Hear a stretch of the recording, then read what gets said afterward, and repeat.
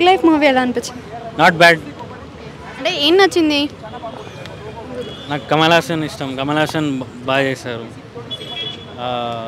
First 10 minutes Kamal Haasan young portion బాగుంది.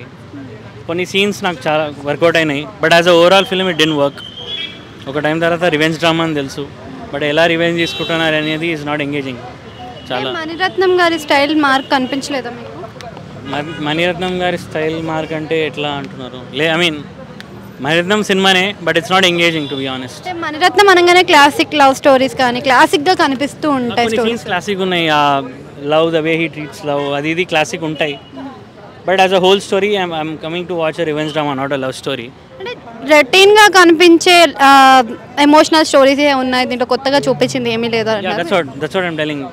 Multi స్టారర్గా శింబు కూడా ఉన్నాడు కదా, మరి శింబు యాక్టింగ్ ఎలా అనిపించింది? బాగానే చేశారు. I mean what ever he was given he did a decent job. Yeah.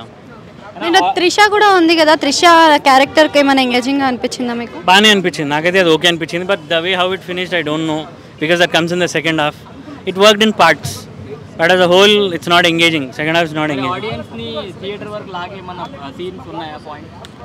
కొన్ని సీన్స్ ఉన్నాయి, బట్ యాజ్ అ ఓవరాల్ నా ఆడియన్స్ చూసేది యాజ్ అ ఓవరాల్ ఫిలిం అన్న, ఒట్టి సీన్లు చూడడానికి అయితే రారు.